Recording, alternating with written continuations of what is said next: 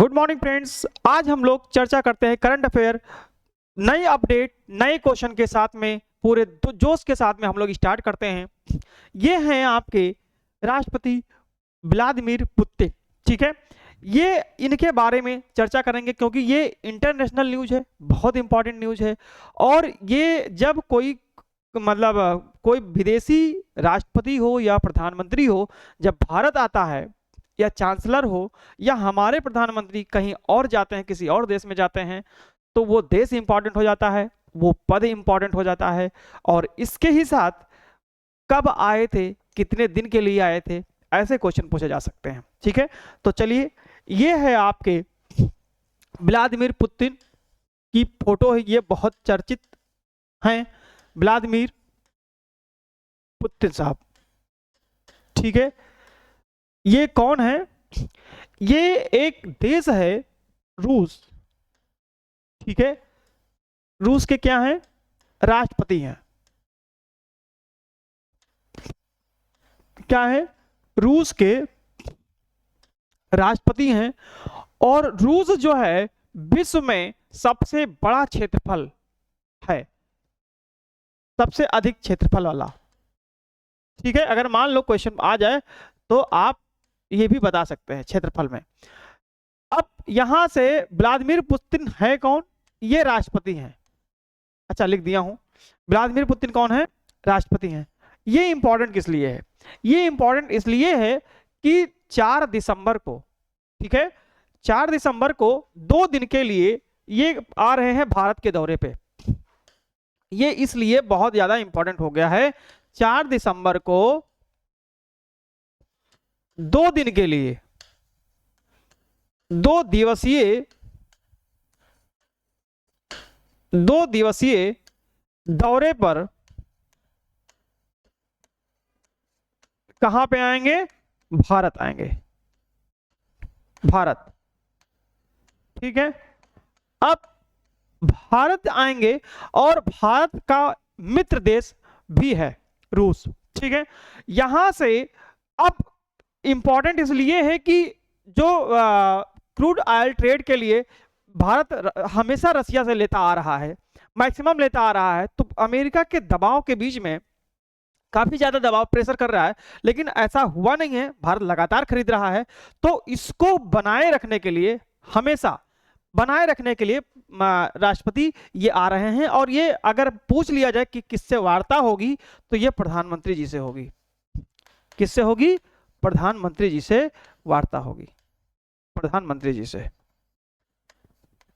ठीक है, तो ऐसे क्वेश्चन बहुत इंपॉर्टेंट हैं और ये क्वेश्चंस आने की 100% संभावना है आगे आगामी जो भी एग्जाम होंगे उसके लिए। ठीक है, तो आज 1 दिसंबर हो गई है, 3 दिन बाद यानी 4 तारीख को ये लोग आएंगे। चलिए हम लोग अगले क्वेश्चन पे चलते हैं। अगला क्वेश्चन है आपके सामने, ऑपरेशन सागर बंधु। ये ऑपरेशन सागर बंधु किसने चलाया है, कब चलाया है, क्यों चलाया है, इसके बारे में हम लोग चर्चा करेंगे। और ये बहुत इंपॉर्टेंट है, ऑपरेशन सागर बंधु जो है ये भारत ने चलाया है। ऑपरेशन सागर बंधु भारत ने चलाया है। और क्यों चलाया है, ये इंपॉर्टेंट बात है। ये है कि श्रीलंका में, बहुत इंपॉर्टेंट क्वेश्चन है, यहां से आगामी एग्जाम में क्वेश्चन पूछे जा सकते हैं, तो जरा ध्यान रखिएगा। श्रीलंका में एक चक्रवात आया, एक चक्रवात आया जिसका नाम दितवाह है। दितवाह है। श्रीलंका में जनहानि बहुत हुई है और बहुत ही ज्यादा तबाही मची हुई है। अब वही दितवाह भारत में भी प्रवेश कर रहा है। प्रवेश किया का मतलब इन द सेंस, जो तटीय क्षेत्र है वहां पे, जैसे आंध्र प्रदेश हो गया, आपका उड़ीसा हो गया, तमिलनाडु हो गया, इन क्षेत्रों पे उसका भी प्रभाव तेजी से पड़ा। तो श्रीलंका में बहुत ज्यादा नुकसान किया है, कई लोग बेघर हो गए हैं, बहुत ज्यादा डेथ बॉडी हो गई है। तो यहां से क्वेश्चन ये पूछा गया कि ऑपरेशन सागर बंधु का उद्देश्य क्या था। तो उद्देश्य ये था मेरे दोस्त, खेल आयोजन, खेल आयोजन तो नहीं होगा। श्रीलंका को बाढ़ राहत भेजना, तो ऑपरेशन सागर बंधु के तहत श्रीलंका को राहत सामग्री भोजन के जो है यहां से भेजा गया है। ठीक है, तो ऑप्शन आपका बी ही सही हो जाएगा, श्रीलंका को बाढ़ राहत भेजना। ठीक, अंतरिक्ष मिशन या व्यापार मिशन समझौता, तो ऐसा नहीं है, आंसर आपका बी सही हो जाएगा। ठीक है, अब उम्मीद करते हैं आपको क्वेश्चन समझ में आ गया होगा और हम लोग अगले क्वेश्चन पे चलते हैं। ठीक है, अगला क्वेश्चन है आपके सामने, भारत ने श्रीलंका को सहायता भेजने के लिए कौन से विमान का इस्तेमाल किया है। अब ये सोचो, जैसे मान लो श्रीलंका को राहत भेजा गया है, तो विमान कौन सा है, किससे भेजा गया है, ट्रक से तो जाएगा नहीं। तो आपको ये इंपॉर्टेंट है कि अभी इसके बारे में कुछ चीजें हमने आपको बता दी, लेकिन अब क्वेश्चन आ गया कि किससे। तो ये आप देख लीजिए, ये आपका फोटो है, ये C-130 है और ये आपका C-17G है, ये IL-76 है। अगर आपको ना नजर आ रहा हो तो हम आपको और डार्क कर देते हैं, ये IL-17 है और ये IL-78 है। ये जहाज तो भेजा किससे गया था, तो भेजा गया था C-130 से, यानी कि इससे, और यहां से इस वाले थे IL-76। तो अगर क्वेश्चन आपसे आ जाए कि किस विमान से भेजा गया था, तो विमान है आपका C-130 और IL-76। तो अब ऑप्शन पे आप देख लीजिए, ऑप्शन आपके हैं C-130J और IL-76, बोइंग 747, MiG-29 या एयरबेस A-32 320। तो ऑप्शन आपका हो जाएगा मेरे दोस्तों पहला, ए हो जाएगा C-130J और IL-76। ठीक है, अब उम्मीद करते हैं कि आपको समझ में आ गया होगा और हम लोग अगले क्वेश्चन पे चलते हैं। ये आपका मतलब आपके सामने फोटो है, आप इसको समझ सकते हैं। ठीक है, चलिए हम लोग अगले क्वेश्चन पे चलते हैं और अगला क्वेश्चन है आपके सामने, ऑपरेशन सागर बंधु किसके तहत किया गया है।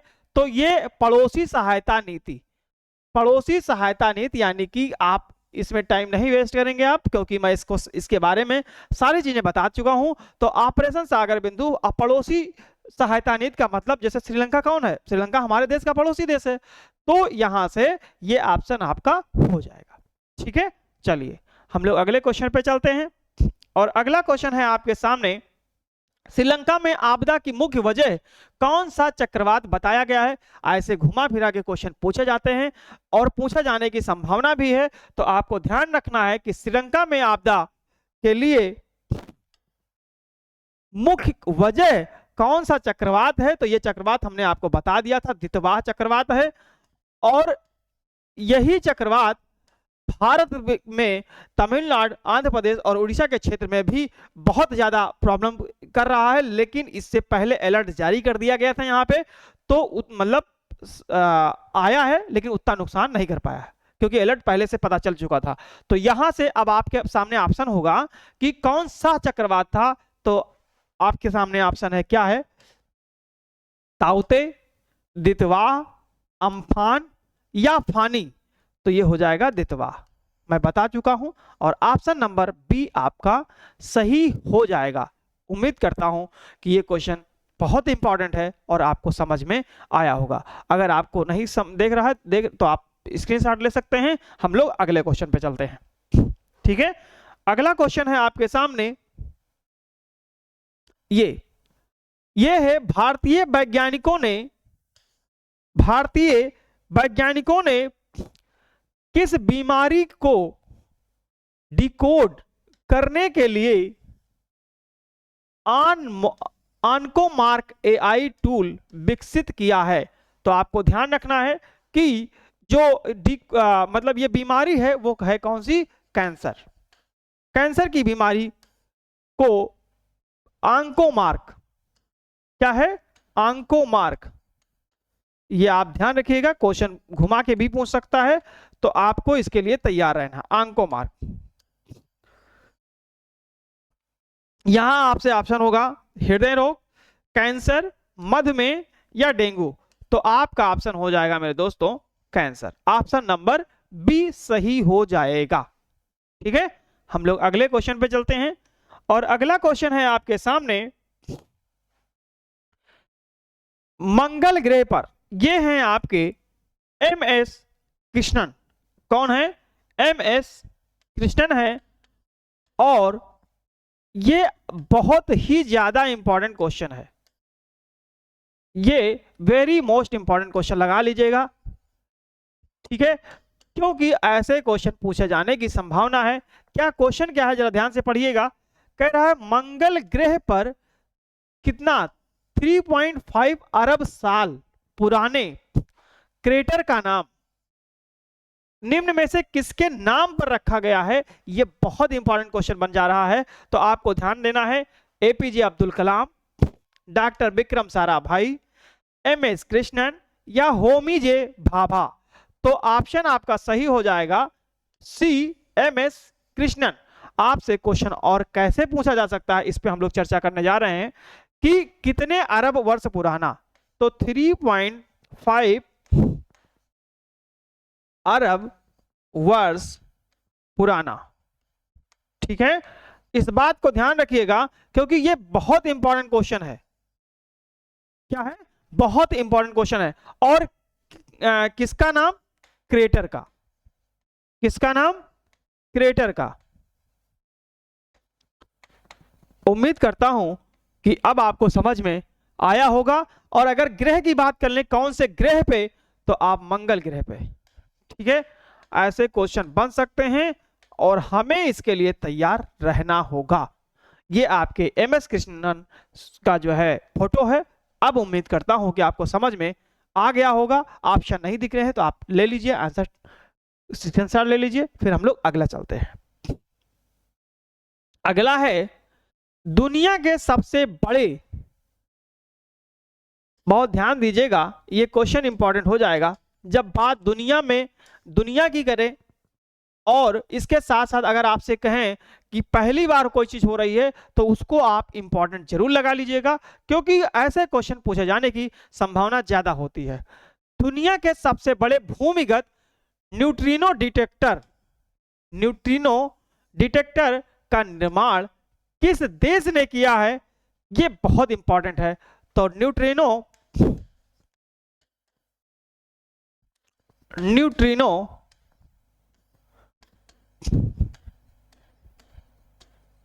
डिटेक्टर का निर्माण जो है किसने किया है? तो ये किया है चाइना ने। किसने किया है? चाइना ने किया है। आइए हम ऑप्शन देख लेते हैं। संयुक्त राज्य अमेरिका है, भारत है, रूस है या चाइना है? तो आंसर आपका चाइना सही हो जाएगा, ठीक है। कौन सा सही हो जाएगा? चाइना सही हो जाएगा। अब हम लोग अगले क्वेश्चन पे चलते हैं और उम्मीद करते हैं कि ये क्वेश्चन आपको समझ में जरूर आया होगा। नेक्स्ट क्वेश्चन है, अब ये आपको ध्यान से फोटो देखें तो दिख रहा है कि ये हमारे प्यारे भीमराव अंबेडकर साहब हैं, ठीक है। इनको जो है संविधान निर्माता कहा जाता है, ठीक है। अब क्वेश्चन क्या है, संविधान दिवस पर पेरिस में, संविधान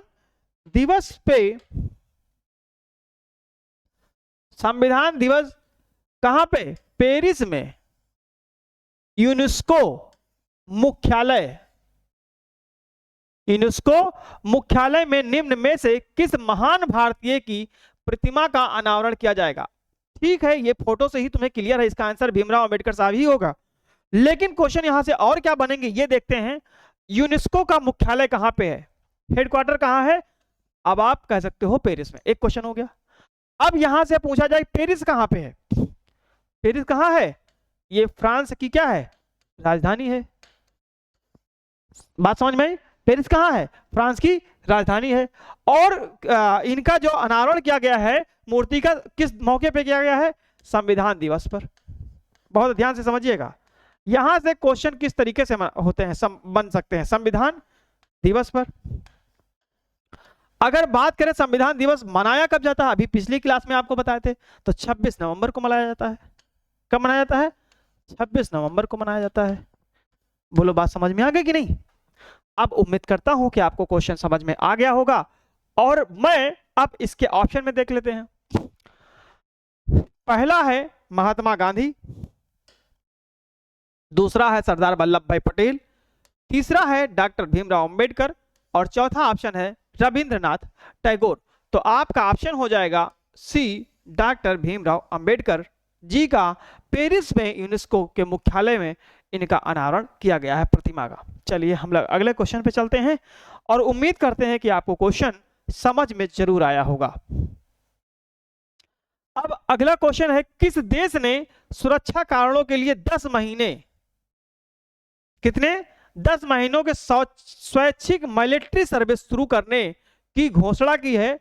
तो स्वैच्छिक मिलिट्री स्वैच्छिक मिलिट्री कितने महीने के लिए? 10 महीने के लिए। तो अभी मैंने नाम लिया है उसी देश का, पिछले क्वेश्चन में अभी तुरंत लिया हूं। नाम क्या है? फ्रांस। क्या नाम है? फ्रांस। ठीक है, अब आप ऑप्शन देख लीजिए। आइए, ऑप्शन है आपके सामने, जर्मनी है, फ्रांस है, इटली है या स्पेन है। तो ये आपका फ्रांस हो जाएगा। ठीक है, तो अब उम्मीद करता हूं कि आपको क्वेश्चन बेहतर समझ में आ गया होगा और हम लोग अगले क्वेश्चन पे चलते हैं।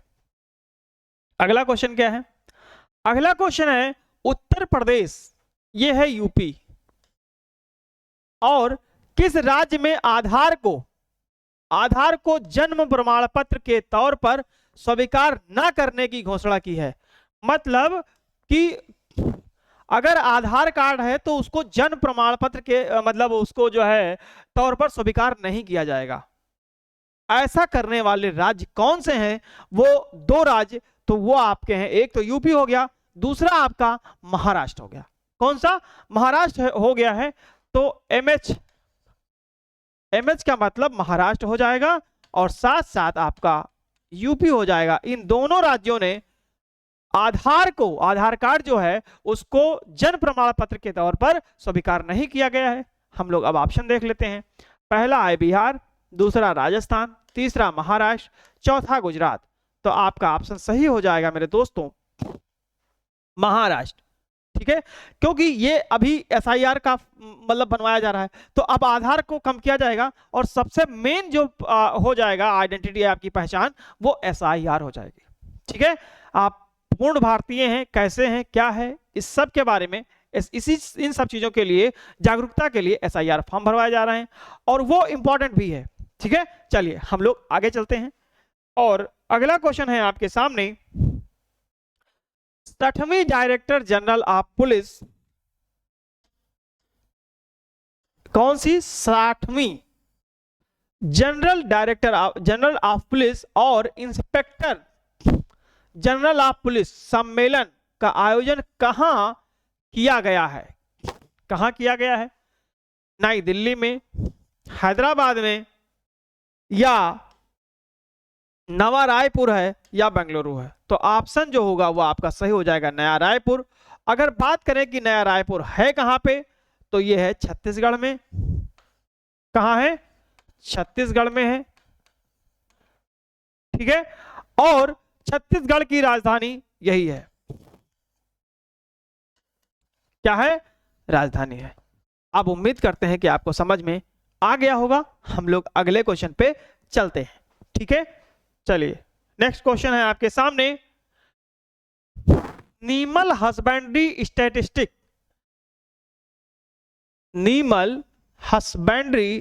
स्टैटिस्टिक 2025 के अनुसार दुनिया में सबसे ज्यादा दूध का उत्पादक देश कौन बन गया है? अब ऐसे नॉर्मली क्वेश्चन पूछा जाता है, एक अब इसका नाम मेंशन कर दिया, किस प्रकार का, यानी कि जो नीमल हस्बेंड्री ये एक पर्टिकुलर बोला गया है। तो अब आपको ऑप्शन के अकॉर्डिंग बताना है कौन है। संयुक्त राज्य अमेरिका है, चाइना है, भारत है, या ब्राजील है? तो इसमें दूध के मामले में अपना प्यारा भारत सबसे नंबर 1 पे है। ठीक है, अब बात करें कि भारत और किन किन चीजों में नंबर 1 पे है, इस पे भी हम लोग चर्चा करेंगे। जैसे अगर हम कहें तो आलू के उत्पादन में, ठीक है, गन्ना के उत्पादन में, ठीक है, और इसके साथ साथ अगर हम बात करें तो आप ये कह सकते हो कि गेहूं और चावल के उत्पादन में तो दूसरे नंबर पे, क्योंकि पहले नंबर पे चाइना है, ठीक है, और आम के उत्पादन में कह सकते हो आम। ये क्वेश्चन पूछे गए हैं, ऐसा नहीं कि मैं अलग से ऐसे बता रहा हूं, ये क्वेश्चन यहां से पूछे गए हैं और पूछे जाने की संभावना आगामी एग्जाम में है, ठीक है। चलिए हम लोग अगले क्वेश्चन पे चलते हैं। अगला क्वेश्चन है आपके सामने, किस देश की मुद्रा को 2025 में एशिया की सबसे खराब परफॉर्म करने वाली करेंसी घोषित किया गया है?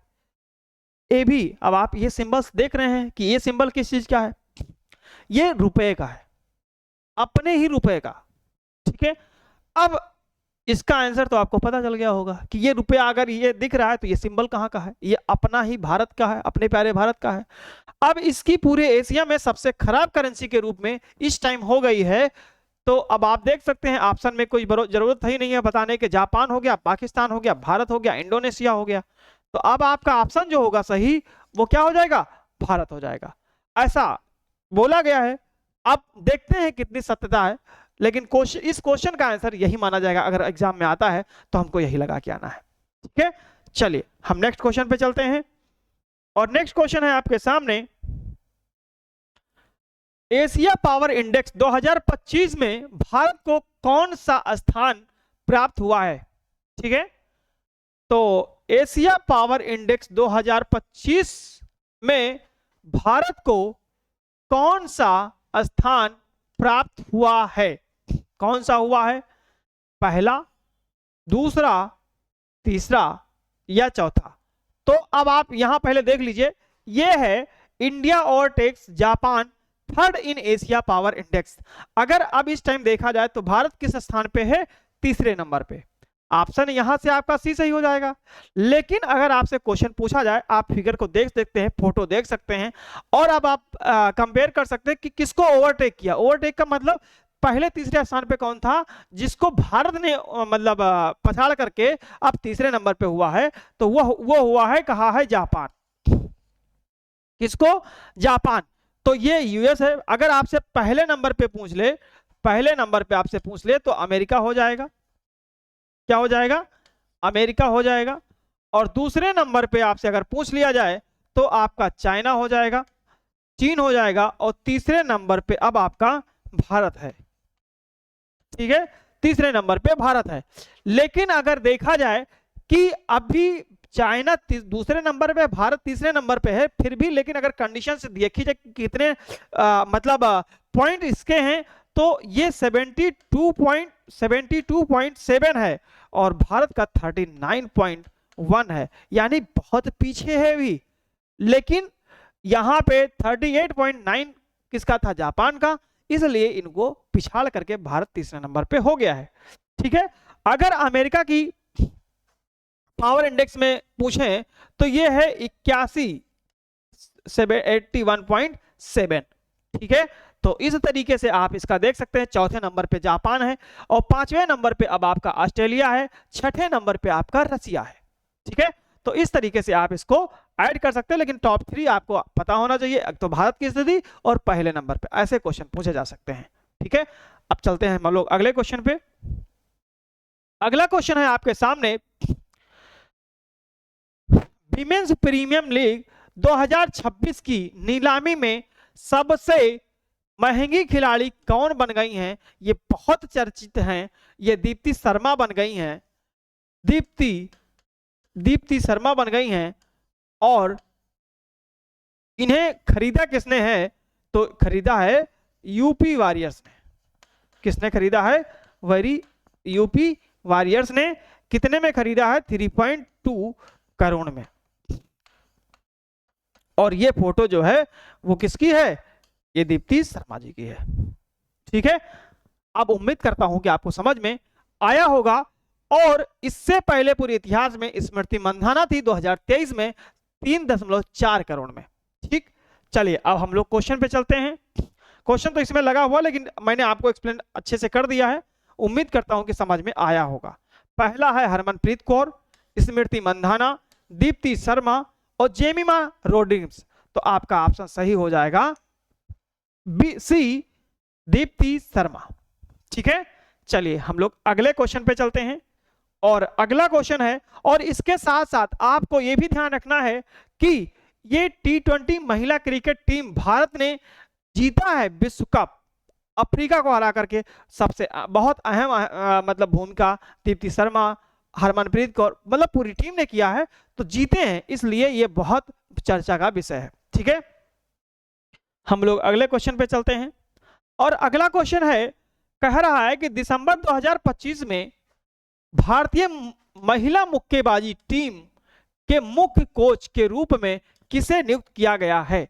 अब आपको एक बात ध्यान रखना है कि क्यों चर्चा में है। चर्चा में इसलिए भी है मेरे दोस्तों कि अभी इस टाइम पे जो डेम्फ ओलंपिक हुआ है उसमें मुक्केबाजों ने बहुत सारे पदक जीते हैं, और खासकर महिलाओं ने। ठीक है, तो इनसे क्वेश्चन महिलाओं के बारे में क्वेश्चन पूछा जा सकता है, महिला टीम के बारे में पूछा जा सकता है, क्योंकि बधिर में भी इंडिया जीती है, नॉर्मल में भी इंडिया जीती है, कबड्डी में भी इंडिया जीती है, ये महिलाओं की बात कर रहा हूं, तो इसलिए यहां से क्वेश्चन बनने की संभावना है।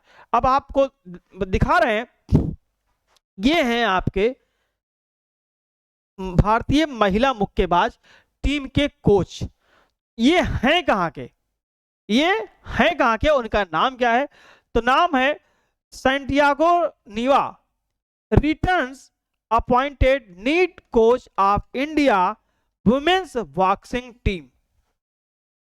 ठीक है, यानी कि ये इन्हें जो है भारतीय महिला मुक्केबाजी टीम का कोच नियुक्त किया गया है, और इनका नाम है, नाम तो खैर इसमें पूछा ही गया है तो देख लो, शिवा थापा, विजेंद्र सिंह, अखिल कुमार या सैंटियागो नीवा।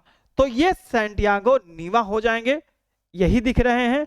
और अगर इनकेस पूछ ले कि सैंटियागो नीवा कहां के हैं, किस देश के हैं, तो इनका जन्म हुआ था अर्जेंटीना में, और खेला है इन्होंने स्वीडन में। तो अब आप अगर जन्म से पूछेगा तो अर्जेंटीना लगाएंगे, नहीं तो फिर स्वीडन लगाएंगे आंसर। ठीक है, अगर पूछता जाता है तो। ठीक है, चलिए हम लोग अगले क्वेश्चन पे चलते हैं। और अगला क्वेश्चन है, पुर्तगाल ने फीफा अंडर 17 विश्व कप 2025 के फाइनल में किसे हरा कर यह खिताब जीता है। तो आपको एक बात ध्यान रखना है, अंडर 17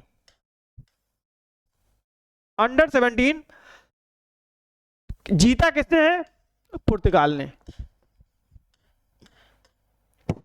पुर्तगाल ने जीता है किसमें, फीफा में। फीफा किससे संबंधित है, फुटबॉल से, बहुत ध्यान से समझिएगा, फुटबॉल से संबंधित है। अब आपसे पूछा गया कि हराया किसको है, तो हराया है ऑस्ट्रिया को। ऑस्ट्रिया एक देश है, उसी को हराकर ये जीता है। और ऑस्ट्रिया की राजधानी कहां है, वियना है। ठीक है, अब ये टीम हो गई, ये है Portuguese team. Portugal wins under 17 FIFA World Cup after beating Austria in Doha Qatar. और अगर आपसे यह पूछ लिया जाए कि हुआ कहां पे है, तो दोहा कतर में हुआ है। कहां हुआ है, दोहा कतर में हुआ था। ठीक है, तो यह भी आपको ध्यान रखना है कि अगर पूछा जाता है तो यह भी आप बता सकते हैं। This is their first ever World Cup, indeed a historical moment for the countries. और ये जीतने वाली मतलब पूरे हिस्ट्री में बहुत इंपॉर्टेंट न्यूज हो गई है। अब हम लोग ऑप्शन में चलते हैं, इटली हो जाएगा, ब्राजील हो जाएगा, ऑस्ट्रिया हो जाएगा या अर्जेंटीना हो जाएगा। तो आप इसका आंसर आप लगा सकते हैं कि पुर्तगाल ने ऑस्ट्रिया को हरा करके अंडर 17 वर्ल्ड कप जीत लिया है। ठीक है, चलिए हम लोग अगले क्वेश्चन पे चर्चा करते हैं। और अगला क्वेश्चन है आपके सामने, ये जय शाह को आईसीसी की ओर से किस पुरस्कार से सम्मानित किया गया है। ये बहुत इंपॉर्टेंट न्यूज है। ये आपके प्यारे जय शाह हैं। ये कौन है, जय शाह साहब हैं। और अगर पूछ लिया जाए कि ये किसके पुत्र हैं, तो हमारे प्यारे गृह मंत्री अमित शाह के पुत्र हैं। गृह मंत्री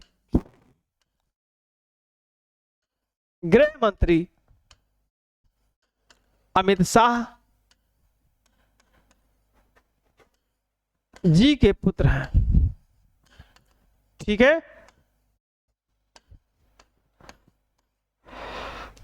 तो चलते हैं हम लोग क्वेश्चन पे। ICC cricket for good award, ICC spirit of cricket award, ICC Indian of the year award या आईसीसी ग्लोबल लीडरशिप अवार्ड। तो इन्हें चुना गया है ICC Indian of the year award. ठीक, ऑप्शन नंबर आपका सी सही हो जाएगा। आप स्क्रीनशॉट ले सकते हैं, फिर हम लोग आगे बढ़ते हैं। ठीक है, चलिए अगला क्वेश्चन है आपके सामने। सामाजिक बदलाव के लिए किस संस्था ने नवंबर 2025 में इंपैक्ट राइट्स पहल, आपसे यह क्वेश्चन पूछा जाएगा और ये इंपॉर्टेंट है। इंपैक्ट राइट पहल की शुरुआत किसने की है? तो ये किया है आईआईटी खड़गपुर। किसने किया है? आईआईटी खड़गपुर ने किया है। अब आप देख सकते हैं ये आईआईटी खड़गपुर की फिगर है। ठीक है, इंडियन इंस्टीट्यूट ऑफ टेक्नोलॉजी। अब यहां से हम लोग ऑप्शन पे चलते हैं। IIT Kharagpur, IIT Delhi, IIT Bombay या आईआईएम अहमदाबाद। तो आपको ऑप्शन उम्मीद करता हूं कि समझ में आ गया होगा। और सिर्फ यही पूछा जा सकता है कि या तो ऐसा क्वेश्चन घुमा के पूछ ले कि आईआईटी खड़गपुर ने कौन सी पहल शुरू की है। तो आप इंपैक्ट राइट आप ध्यान रखिएगा, इंपैक्ट राइट्स पहल। ठीक है, तो ऐसे भी क्वेश्चन पूछे जा सकते हैं, तो आपको इसको ध्यान रखना है। ठीक है, और ये आईआईटी खड़गपुर की फोटो है। चलिए हम लोग अगले क्वेश्चन पे चलते हैं। और अगला फोटो मतलब क्वेश्चन है चक्रवात डिटॉल। डिटॉल नहीं है, ये दितवात है। ये क्या है? दितवात है। दितवात से प्रभावित श्रीलंका को सहायता प्रदान करने के लिए भारत ने कौन सा ऑपरेशन शुरू किया है? देखो वो क्वेश्चन स्टार्टिंग में मैंने बताया था, तो वो ऑपरेशन कौन सा था? ऑपरेशन सागर बंधु था। कौन सा था?